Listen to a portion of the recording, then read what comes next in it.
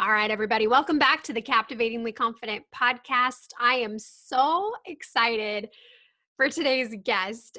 This is the most enigmatic, uh, just energetic, incredibly insightful, just amazing woman that I've ever met. And she is a licensed professional counselor. She's an author, a speaker.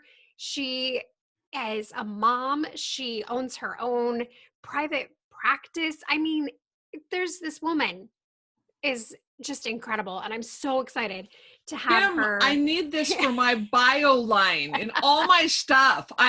Keep going, girl. I'm going to take I'm like, this. why are you interrupting me? Hang on. Let me sing some more praises. Oh yeah. I'm going to let you tell actually You're just good. some of the things. Tell us a little bit about some of the different things that you do. You have a Dear Survivor line. You have a book on surviving religious abuse. You have a religious abuse recovery Facebook group that's huge. I mean, just go. You go. I'm going to go. And I'm trying to think, Kim, did you even say my name in this? I'm not No. sure you did. Because you interrupted me. I did. Yes, I did. I was kidding there. Oh, that is so great. Would you like to introduce yourself? I'll be happy to. I'm Connie Baker. If you can't tell, Kim and I are long-term friends, and we just have way too much fun doing this together. Yes. Oh, I've got my fingers in a lot of different things, Kim, as you know. I love my private practice. That's my meat and potatoes in every way. I love working with people, and being involved in another human's journey is just a sacred privilege that I love. So, oh yes, I have an online group, a Facebook group of, I believe I'm pushing 550 in this group of religious abuse survivors. It's called Overcoming Religious Abuse Community, and super happy to have all those survivors on there processing life and connecting, and it's just been beautiful. I also have a subscription group that of survivors who are really doing some hard, beautiful work processing their story, and I give them assignments, and they're really doing some hard work. So that's wonderful. Yes, and I am in the process with a business partner developing Survivor Love Letters is going to be the name of our company, and we are getting messages out to trauma survivors, both physical trauma as well as psychological trauma. We're looking to line in everything from greeting cards to mugs to calendars to whatever. So we're having so much fun just giving messages of hope and affirmation and validation to trauma survivors. So that's a really exciting piece of what we're doing. So yes, my book came out last June, Traumatized by Religious Abuse, Courage, Hope, and Freedom for Survivors. It's on Amazon. So yes, that's the quick things of what I got my fingers in. Oh my gosh, I love that. I love it. I was going to say it's been about a year since your book was released. Pushing a year. Wow. Mm-hmm. That is amazing. Absolutely. Yeah. Oh, I love quite a journey. Yes. Yeah. And you were talking about trauma, which is I feel like that's a real buzzword right now. Mm-hmm. And it goes perfectly into COVID-19. Yeah. Because in so many ways, this is a traumatizing time for people all over the globe. And especially, a lot of people have experienced wounding and trauma that they might have minimized or dismissed or said, this happened, but compared to this person over here or this person, I don't have anything like that. So it's not that bad. Yeah. And so they've been doing that. Yep. And here comes COVID. Right. And comparing suffering never works. And so something is going to rip that thing open. Yes. Which I think we're seeing happening. Yeah. And especially there was an article that was released the other day. I cannot remember if it was the New York Times, Washington Post. It was one of those that was talking about how mental health is the next crisis. Oh, big time. And so I'm wondering if you can maybe kind of shed some light for us on this idea of trauma that is pulling up old trauma, because a lot of Yes. the stuff that we're feeling right now isn't necessarily about what's happening right now. No, it is and it's not. It's this combination. What we're going through is a real deal in and of itself. Let's pretend that you've never had trauma in your life, which for most people, I'm going to say, probably you have. But some people haven't had really, I call it capital T trauma. Some people haven't, especially if they're young, in their 20s or 30s. Usually by 40, I figure some big capital T traumas hit you. But maybe not. And so this alone is in and of itself, this COVID-19, the quarantine, the threat, everything about it is its own jolt. Let's put it that way. Even if it's not a trauma, it's a jolt to our system. Yeah. Collectively, it's a jolt. We can't get away from that. And individually, it's at least a jolt. I have yet to talk to someone who says there is not one negative fallout for me from this pandemic. I talk to a lot of people and so far I haven't heard, maybe they're out there, but it's super rare that there's no negative fallout at all in this whole thing. So it's a big deal in and of itself. But what you're saying, I think carries even more weight. And that is, it is going to, we all have fissures in us, these cracks in our psyche that on a good day, we're fine and no problem. You put enough pressure on our brain, on our coping skills, and those fissures turn into cracks. Yeah. And this chronic pressure of COVID-19 on our brains is exposing fissures and cracks and widening them and bringing up, allowing old traumas to pop up. An example I've been sharing about my life is that 9 years ago, I was in cancer treatment and I was isolated for 6 days. Cam, you were around me at that time. In fact, you were my trainer and got me strong for that surgery beforehand.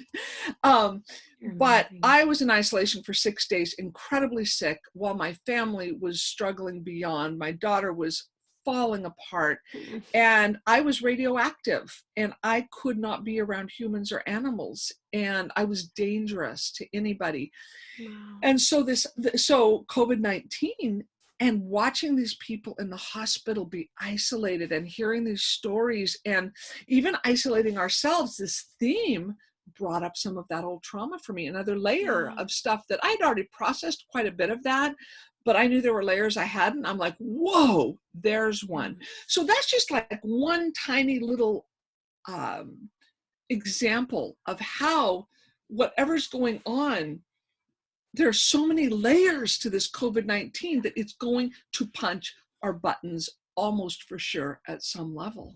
Yeah. So I think we're very susceptible to being re-traumatized right now. And initially traumatized because this is bad. And for some people, alone, losing your job, threat of losing a home, threat of, if you have a compromised immune system or health issues, these threats are huge. They're real. Yeah. And they're being talked about constantly. Yeah. And we're being faced with them constantly, visually, when we go out our home, when we watch the news. So yeah, all of this is, it's fertile ground for a traumatic response of some sort. Yeah. So with all of this coming up and the feelings and the emotions that are coming up, a lot of times, especially what I'm hearing in my community, is a lot of anxiety. Yes. A lot of depression. Yep. A lot of fear. Yes. Grief. Sadness. Yep, that was next on my list. All of those. Grief. All of the feelings. And there seems to be a real lack of understanding what to do with those other than try to minimize or just kind of cope. Yep. But I think that we're 4 to 5 weeks into this COVID I'm going to say shenanigans at this point. I don't even know what to call it. What do you call it? Crisis? Crisis, pandemic, like, Mm-hmm. um, and I think that what I'm seeing, anyways, is that the coping skills that people are employing are starting to get old. Yeah. Or starting to not do the job anymore. Right. So what if somebody's in that spot where they're like, I'm just sick of eating junk food. Yeah. I'm sick of not sleeping because I'm staying up so late scrolling social media. I'm sick of X, Y, and Z that I've been trying to do and it's not working. And now I'm just depressed. Yeah. Like what's like the maybe like the next step? Yeah. That's someone can take in that spot. That's a great question. And I think before I even answer that, I think part of the framework for that question, here's the problem with our go-to medicating behavior. The problem with it is it works, and it works really well. I told you this earlier. A couple weeks ago when I was doing my worst, food and work are my two go-to medicating behaviors, big time, productivity and food. If I want to feel better, let's do this.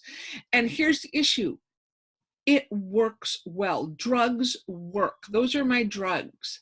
And they work fast and they work efficiently. And I decided I wanted pizza.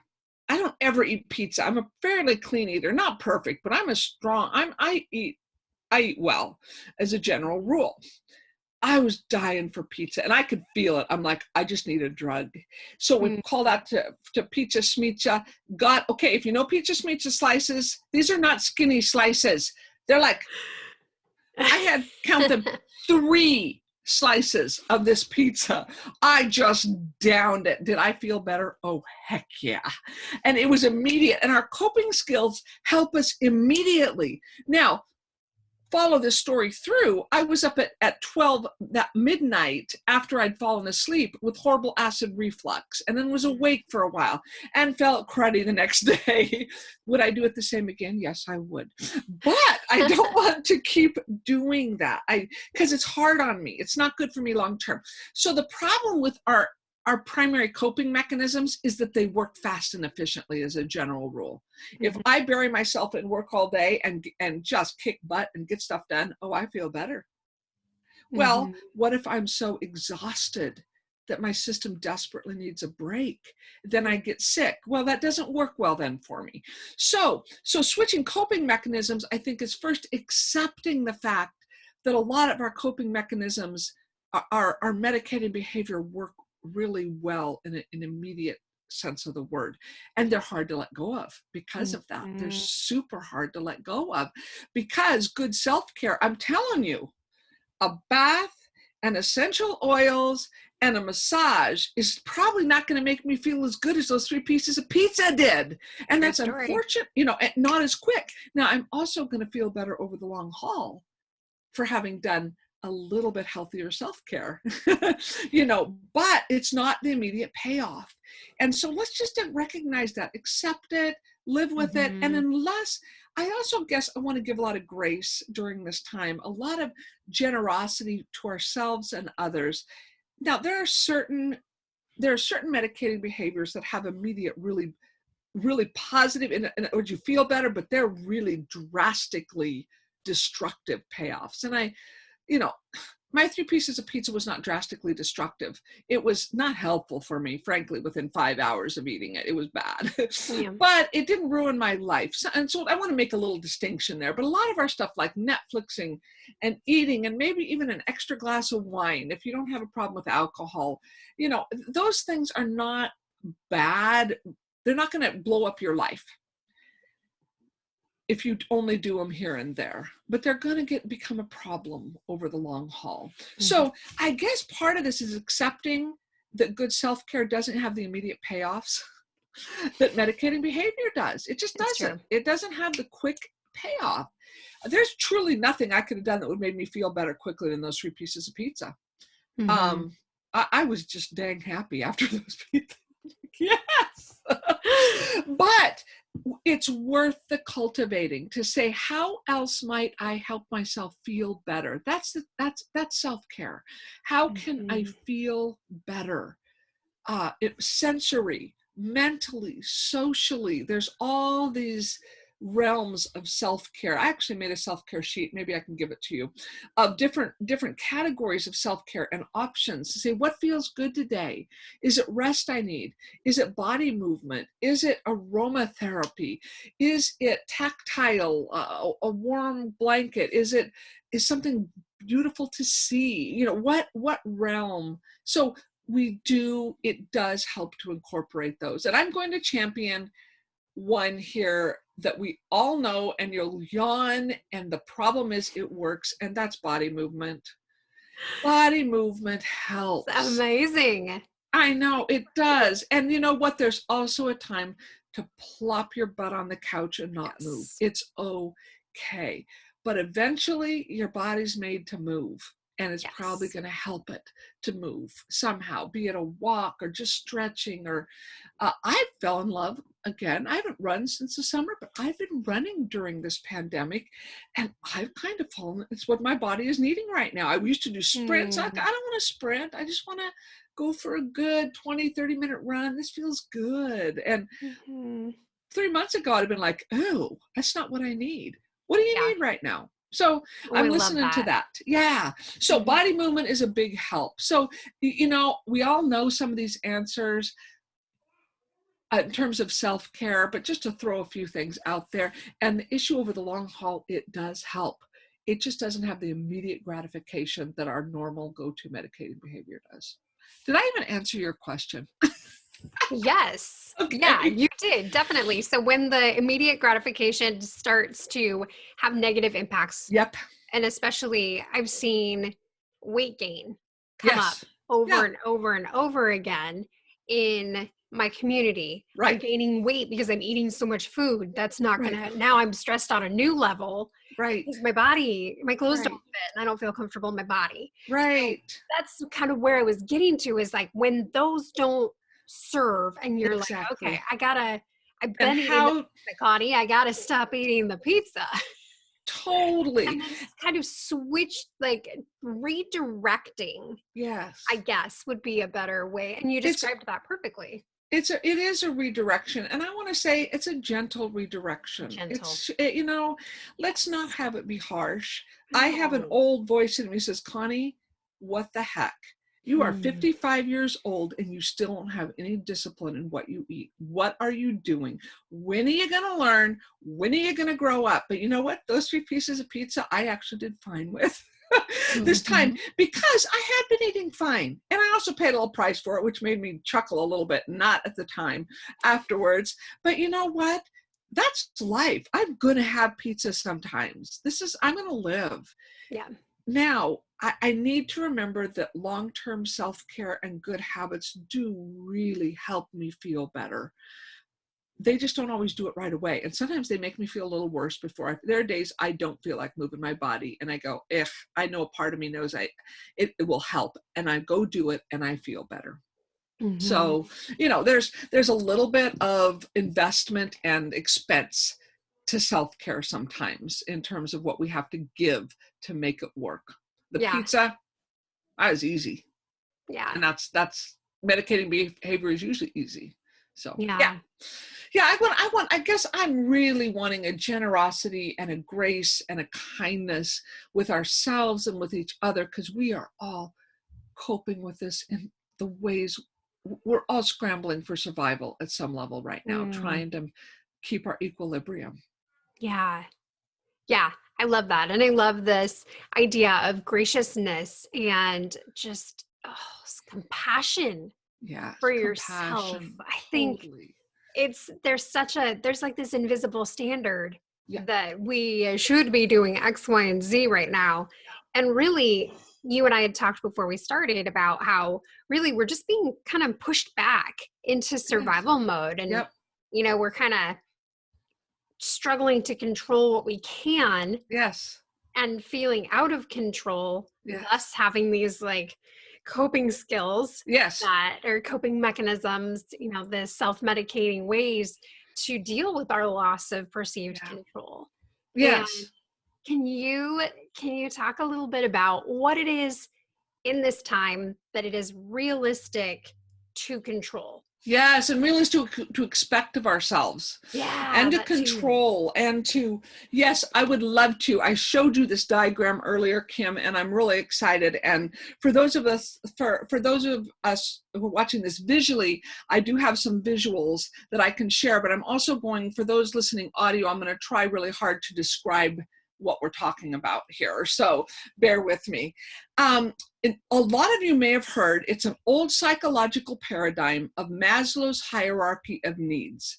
And this was, I think way back, I should look this up, back in the early 1900s, probably I think 30s-ish, I'm guessing, I don't know. I was going to say 40s, but either way. Somewhere in there. Maslow's hierarchy, Abraham Maslow said, we have a hierarchy of needs. Certain needs we're going to concentrate on before we concentrate on other needs.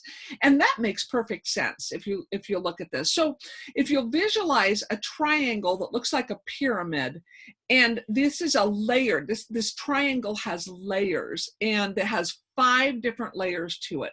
And the bottom foundational layer in my graphic here is red. And it says physiological. And this is talking about, are my bodily needs met?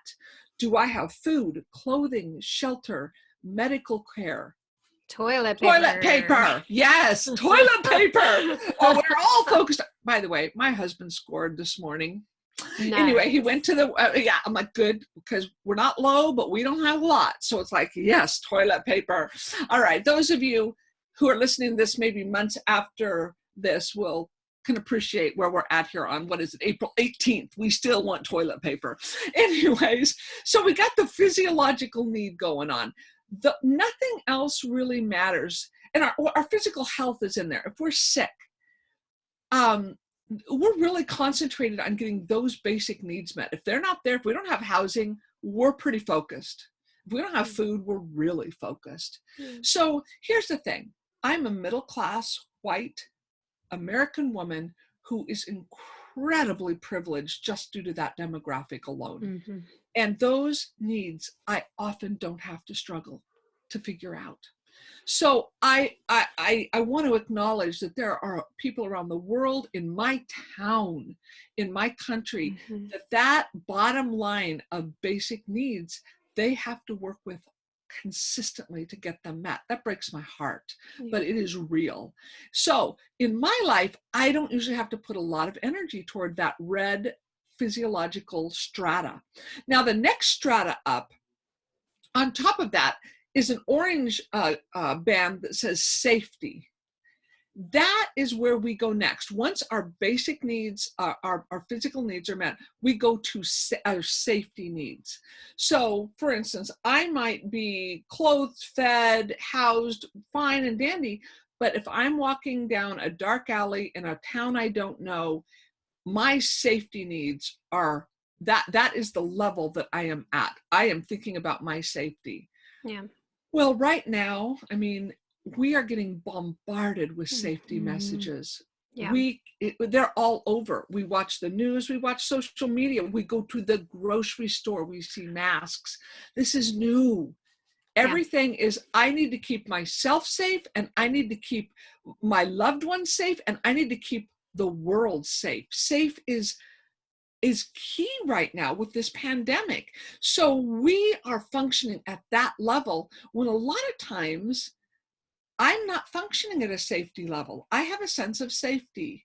Now, if I'm going through some triggers from feeling traumatized, I go down to that level of safety. But as a general rule, just in life, my routine says I'm assuming a degree of safety. Mm-hmm. So, okay, so the next strata, and then I'm going to bring this back to COVID-19, but let's go up to the next one is love and belonging. It's this yellow strata, love and belonging. That is, so you kind of see how this is going. If we have our basic physical needs met, then we have our safety needs met. The next need we go for is love and belonging. Mm-hmm. Who am I connected to? Who are my tribe? Who is my family? Who are my friends? Who is my support? And so this love and belonging is really foundational. It's only less foundational than my physical and safety needs. Well, what's being threatened right now? Love and belonging. We're Right. feeling disconnected. We want our tribe. We're disconnected from important people in our own families. We are, I mean, and I love the innovation and creativity that people are using to connect, but it is still limited, and we're having to really put effort into connection. So there's that yellow strata, that third one of love and belonging. You go up one more strata, it's the green strata of esteem. How do I feel about me? Am I at peace with me? Do I like me? Okay, now we're getting up into some areas that are more abstract and more internal. The other ones have been very physical and interpersonal. This one now goes more inward. How do I feel about me? Then the very top one is a blue triangle at the very top that says self-actualization. So this has to do with things like self-awareness, creativity, productivity, organizational abilities, things like journaling, processing previous hurts. Okay, so self-actualization is way up at the top. So you can see how these build on each other. If you're worried about, if I'm walking down a dark alley at night, worried for my safety, I'm not processing the meaning of my life and the purpose of my life and how I'm going to contribute to the world. That is in self-actualization. I am way down at the bottom, almost the bottom of that pyramid. Okay, so hopefully that little quick review. Bottom one is the physical. The next one up is safety. The next one up, love and belonging. Then is self-esteem, and then self-actualization at the very top. And these all build on each other. You can't, the bottom ones have to be in place for you to go higher. So all of these have to be in place for all these things we normally do, self-actualizing. Yeah. So this, I think, Kim, this has such implications for where we're at. I think people, okay, I'm just going to refer to social media. You get all these things. Hey, spend this time losing some weight. Spend this time organizing that extra bedroom. Don't regret how you've spent this time. Do something creative. And this tremendous pressure gets put on us to live in that top blue triangle of self-actualization. All those things are self-actualizing. Yeah. And there is just no way that we're going to live there all the time, especially in these first weeks. Who knows as a corporately and collectively where we're going to go in the next months.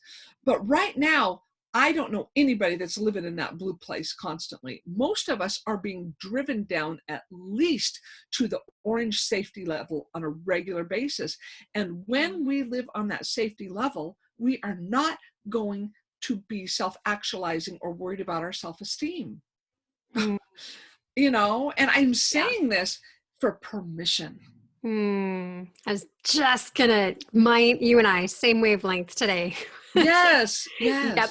So all of this is to give you permission to let go of these socially imposed standards of having your shit all together, and to use this time to make big leaps. And it's also permission too, if you do want to do those things, fantastic. I've seen a lot of this, Kim. I look on the media and social media and see what some of my friends are doing, and they are putting out some creative stuff. Like, whoa! But those same people, I know well enough to know, that was 3 days ago. Today, they're back at the orange zone of safety, and they're not making anything because their system is shot. That was 2 weeks ago, or that was 2 hours ago. We're fluctuating very quickly within these tiers, within these layers of need. And so I've been in the blue zone a few times. I've been like, bam, I got something to say. Let's say this. Let's do it. And I've done some live broadcasting. But if you look at my record, there's about a week and a half to 2 that there was silence. Mm-hmm. Complete silence, because I was down in that orange zone deep, trying to go, whoo, all right, I have to see clients. I've got to just function. And that's Yeah. taking all my mental energy. And my clients will say, why am I struggling? I have extra time, da da da da da. And I start listing all the changes that their brain is going through. And they're like, oh, that's why I'm down in the orange zone of safety. I can't function. And even if I get connected with friends in that yellow zone of love and belonging, I'll be like, during that time, I'm like, okay, that's all I got. I had to give some, I got some. That was a beautiful connection, but it took energy, and I'm back into that safety zone. Yeah. And so, yeah, I just want to say, can we just accept the fact we're going to be all over this chart? We're going to be all over this hierarchy, all over these layers at any given moment. Yeah. Yeah. And giving yourself permission to just be where you're at and to, take it, I think, moment by moment. Yes. I've seen a lot of accelerated anxiety that's happening because we're trying to look ahead too far instead of staying present. And you can't. Right. You can't, and it doesn't serve anything. You're creating scenarios that don't exist. Yeah. And so, especially the networking group that I'm a part of, it's a group of mom-owned businesses, over 10,000 of them. Oh. And this is a conversation that's coming up over and over and over again is, well, what am I going to do next quarter? What am I going to do next week? And it's, can we all agree to just be here, to take it day by day? And if that's too much, if that's too anxiety provoking, hour by hour. Exactly. Minute by minute, whatever you need to do. Yes. Yeah. And I love that this hierarchy allows us to do that. Yeah. Wherever you're at. And you really can't control a lot of this. And for those of us who, I call myself a recovering compulsive planner, which means I have control issues, right? I mean, if I'm always wanting to plan, that means I'm wanting to manage and control. Mm-hmm. And for those of us like me, this gaping void, this hole of the future is profoundly unsettling. Yeah. And it reminds us that we are not in control of a lot of things we're in control of. And I've just really been trying to take this opportunity psychologically and spiritually to say, I'm going to welcome that and let it go. I'm going to come back to what I know to be true, and what is true is right now, the present. And whatever I imagine for the future may or may not even be true on a good day, let alone in the middle of a pandemic. Yeah. And so sorry. No, I cut you off. Go. I'm going. So we do have some control. We have a sliver of control. Yes. So for the people who are like, wait, Connie just took away all my control. What just happened? Mm-mm. You have control. What is and you didn't. That was me. No, but it can feel that way, right? To say it like that. You bet. It can. So what can we control? Yes. And that is so important that we're doing both. To me, this issue of control is a dual process. Where am I living with an illusion that I can control? And most of the future, honestly, is a bit of an illusion.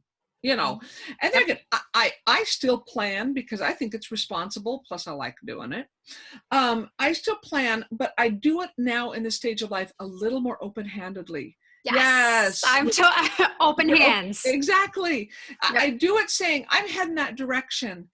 And if the direction changes, hopefully I'm going to have a little more flexibility and grace and adaptability to say, okay, I still am fine. It didn't go the way I wanted it to. Well, this is the third time you and I have tried to record this podcast.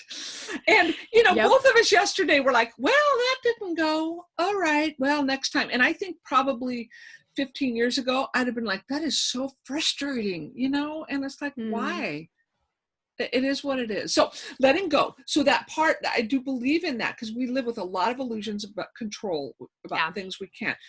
But the beauty is there are things we are absolutely in control of. I get to control my thoughts, and that sometimes feels out of range, but you really can. Yeah. And you can say, I don't like thinking that way. And you can start asking yourself, how do I want to think? I've watched my clients this week, beautiful. They're trying to come to grips with how overwhelmed they are. They go, what do I do with this? I said, well, first of all, we sit with how hard this is. But I can also tell sometimes when their brain is getting unable to absorb and hold at the same time some of the beauty and goodness and positive things in their life. And so part of my job is I start saying, let's switch tracks for a minute. What's going right? What hasn't changed? What's well in place? Because most of us have quite a list of that. But sometimes our brains get stuck especially when we're really fighting for survival in this really negative, it's all going bad framework. So we have control of our thoughts. I guess that's the big picture, to be able to say, how do I want to think about this right now? How do I want to view? We have control over the framework, over the lens and perspective we bring to any given interaction. Any given interaction. Yeah. We can interpret that as just about how any way we want. You and I just talked over something, each other a few minutes ago. We're both like, no, you go, and things like that. I could take that and say, oh my gosh, that's so embarrassing. I shouldn't have done that. I should have just waited for Kim. I mean, I could go anywhere in my head with that and make this podcast a negative thing. I could get hooked on that. And thank God I don't at this point in my life, but it's an example where I go, oh no, that's just what I do. I talk over people. Whoops, clumsy me. But threes. Exactly. We're two threes on me. What else can you handle? So yeah, so I can put a lens on that and just look at what I don't like. Yeah. Or I can say, this is great material. And for people who need this, this might be helpful. Fantastic. Yeah. And so in any given situation in life, we can bring a lens. So those are things we have control over. And most of those things are right now. They're not in the past. I can't control that. I can't control the future. But I can say, who am I? Where am I? Right here, right now. And a lot of times, what good, wonderful things are happening right now. I'm getting to do a podcast with my friend Kim. That makes me happy. That's right now. Yeah. I can live there. Yeah. I love that. And I like how you said that you can control the framework of your thoughts. Yes. Because it is a framework. And I think, to add to what you said, that this idea of gratitude is like the number one antidote to anxiety, stress, worry, all of the things that, either consciously or subconsciously are happening for us right now. Yeah. Gratitude. Yeah. And just even, I love how you said that when you see that some of your clients are in that space and they just kind of get that look of like, I'm frozen in the fear. I'm frozen in how bad everything is right now. Right. What can you look around and see? And even if it's the smallest things, breath in your lungs, your heart beating, even if it's just to get down to that micro level of what you have to be grateful for. And a lot of us have quite a bit. And I want to say this, what I find with some people with gratitude is they start giving me an I should be grateful list. And I stop them. Ooh. I go, no, I should be grateful I have food. And I'll say, are you connected to that gratitude? Not really. Okay, let's get that off the list for right now. Love it. Now, do they know if it was taken away, they'd be grateful to have some? Of course. But I want people to connect with what is actual. What is actual? And it might not be some of the big things. Well, I'll tell you something that has been so interesting to me this spring during this pandemic is I have felt desperate to watch the leaves. I'm looking at my leaves outside my window here. Watch the leaves come out on the trees this spring. It's been like this desperate and fulfilling beauty, like no other year I remember. I've needed nature to do its thing. I needed consistency. I needed to know that nothing is going to stop this. Nothing is going to stop these trees from putting their leaves out and becoming beautiful and new and fresh. That's something I have been deeply connected to and grateful for. You know, it's something small, but it's been super meaningful. So how can you connect with those points of gratitudes where you go, I actually do feel good when I see that or experience that. When that person said that to me, that actually did feel good. I'm grateful for that. And when we're really depressed or really anxious, that can be hard to get to.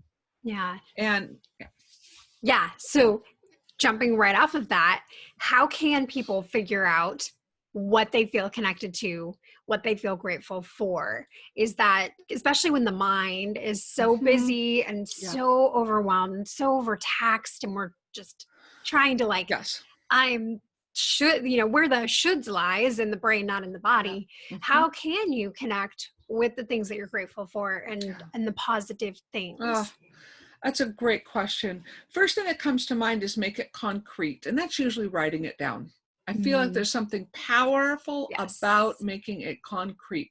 If I just think it next step, if I just think it in my head, that's good, but it's a bit, it's incomplete. A bit foggy. It evaporates quite quickly. Saying it to another person, I think, is a strong way to make it concrete. My husband and I especially during difficult times, we'll have a habit of getting in the car, and if both of us know we're struggling, I'll say, so what's going right? And boy, we tell each other, and we try not to do shoulds. We try to dig in our gut and say, what actually feels like it's going right? What is my experience here? Not what I should be saying is going right, but what really, and trying hard to connect with that. And then I think writing it down, either, on a computer, your phone, on a pad of paper, putting that down fairly regularly. What, morning and evening, beautiful. Do it. Every morning, wake up, every evening. It's one of the first questions I ask myself every morning is, what am I grateful for? Because there's usually quite a list. What? Mine is, what day is it? But I like that. Maybe I can make that shift. No, I look for the date, honey. Oh yeah. No. One has to look for the day of the week and the date at this point. Even if I go to bed like, Kim, this is Tuesday. You just went through Tuesday. Tomorrow is Wednesday. I wake up. What day is it? Where do I need to be? Totally. It's so true. All of us are just disoriented right now in that regard. So I think those are some ways. And if you have a hard time, I keep thinking while we're having this conversation of some of my clients who actually find thinking anything positive to be very threatening. And that can happen to a traumatized brain. I cannot be starting to think of positive things because I'm going to drop my guard and get slammed. I can't think of positive because if it ends, the rug gets pulled out from under me and I can't bear it. So I'm going to stay negative. Well, that is an actual adaptive coping skill. The problem is that over the long haul is an IV drip of poison into our system. The concept. Now, I'm all about, let's look at the hard stuff. I'm a therapist. I'm like, oh no, that's just hard. That just is a sucky part of humanity. This is just pain. But I look for the IV drip that adds a layer of interpretation, of framework that's adding weight and pressure and extra suffering to that. So if you're struggling, if you go, I just can't see positive, I do think that's a time to check in with a professional and say, you know what, this is getting too hard. And my brain is not letting me do gratitude. Maybe in years past I could, but I can't get there. I think that's your cue, to be able, because we sometimes have some really understandable barriers to being grateful. Now, another set of the population, I just got to balance this. Another set of the population, the eternal optimist, the rosy colored glasses. Sevens. Yes. The world is beautiful. It's all good. Oh, it's hard, but I'm so grateful for blah, blah, blah. I usually sit with them and say, can we talk about where you're really at deep down? Can we talk about the agony that you're really feeling, that you're really scared of? And some people need more of that. And so, but other people, some people are like, oh, I do gratitude all the time. Well, my encouragement to those people is it might be good to sit with some of the hard and name it. Bring a word to it. Bring a body sensation. Bring an emotion word to that hard thing and let it be, because our system actually lets it go a little bit easier and categorizes it easier when we say, oh, I'm grieving and I'm angry. Oh, that's what it is, or whatever it might be. So there's usually two sets of people, and some of us go back and forth between the two, but we generally have a tilt toward, awfully positive, or or not awfully, quite positive or quite negative. We have a tilt. So anyway, those are just some coping ideas. I love that. And I tend to be the pendulum. I go back and forth. And one day I'm like, yes, this is fine. I like Olaf in Frozen 2, like, this is fine. Yeah. This will all make sense later on. Right now, this is fine. It's denial. I'm good. And then some days it's like, oh, okay, no, it's not fine. It's not fine. Not fine. And I can't even see fine from here. Yeah. And I think what is helpful for me that maybe you can talk about as we wrap up is body sensations. You said it, and we talked about this the other day on the podcast, and I want to talk about it again because I think that this is new for some people. This idea that emotions are literally body feelings. They're body sensations. Yeah. Yes. And it's energy and it's vibration, and it's actually in your body, not just in your brain. No. Can you talk a little bit more about that, about how to, both positive and negative, how to do both? Yeah. We got a whole nother hour on body sensations, girl. I know. But I wanted to challenge you. No, it is so important, and I agree. I baited you with that topic just a little bit. I rose to it. Yes, you did. I'm speaking from experience. About 10 years ago, in my cancer experience, my therapist pushed me and finally made me admit I have a body. Because my thing was, what body? My pain tolerance has always been extremely high.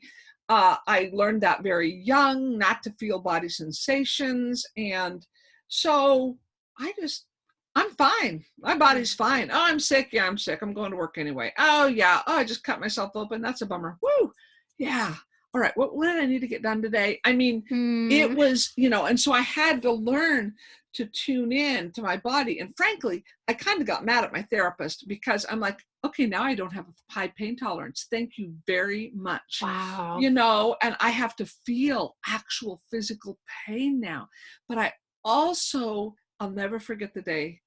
I'll get to emotions in a minute, but I will never forget the day. It was a cold winter day, and I was in the middle of this, really trying to integrate my body and sink into it and be aware of it. And I remember going to the bathroom and washing my hands and feeling the really warm water, and I was like, "Oh, that feels so good." And I went, "Oh my gosh, this is the upside." I get to feel positive body sensations and appreciate what's happening.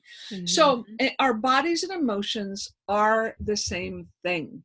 We feel emotions physically. We're not always aware that we do. But if you every client I've ever had, I would say, where do you feel that in your body? And they will find it, because that feeling of sadness or that feeling of joy or fear or anxiety or anger, it is embodied. Yeah. And I want to honor that. And it's not just that you feel it. I just created a great list of body sensation words, because there's a big variety. There's everything from, buzzing to sharp to tingly to wooden to numb to dull to, all these heavy, light, these bodily sensations that we have when we're able to recognize them and name them. There's something powerful that happens. It's like naming the actual emotion. Like, oh my goodness, I'm really despairing. That's what's going on. I feel despair. And to put that word to it is like, oh, it somehow makes it manageable. Yes, it's still hard, but it's not this just overwhelming swirl of overwhelming emotion. You start naming them. Same with body sensations. Sometimes my body is very uncomfortable. I start going, okay, wait, where? Oh, yep, my shoulders, classic spot. What's happening in my shoulders? Wow, it's sharp. They're so tight. It's a sharp pain, and that, okay, name that sensation. And it helps us release that and be like, oh, that's what's happening in my body. I love that. I love it. And if it's okay with you, I'm going to put a link in the show notes and totally below the video to this list that you have. I just pulled it up and I'm going to do feelings so chart. I'll give you feelings chart, the body sensation, self-care list we referred to earlier, as well as this the Maslow's hierarchy. I love that. So I love it. Good resources. I love all of them. Let's do it. So where can people find you on the internet webs? Yes, the great land of the internet, ConnieABaker.com. Connie, A is in Anne. That's my middle name. Connie, A, C-O-N-N-I-E. Is it really? Anne, yes. I didn't know that. Yes, Connie Ann. Oh. Connie Ann is, so Connie A. Baker, B-A-K-E-R, just like it sounds, .com. You can find, my Facebook page. I also have a page as well as a group, and you can find all kinds of videos and resources on there as well. I've done a bunch of videos, bunch of media presentations that are kind of amusing, if not informative. I'm just making a face, an incredulous face right there. They're all informative and incredible and amazing. And so which is. It's fun. I've had a lot of fun getting those up there. So yeah, hopefully something could be helpful. That's amazing. And we can find, remind us the title of your book. So if somebody wants to check that out on Amazon. Traumatized by Religious Abuse, Courage, Hope, and Freedom for Survivors. Beautiful. I love it so much. Make sure you head over to Amazon, check that out for sure. I'll put a link in the notes for the book as well. Okay. And Connie. Great. I love you. Thank you. And I love you, Kim. Thank you for the last 3 hours of your time. That's right. That this audience got one of. Oh, Kim, I love you. I love what you do. I love your message, your hope, your permission giving, all of those things that you and I just connect on. And I love all the beautiful, good things you offer. So it's fun. Always fun to be a part of your journey.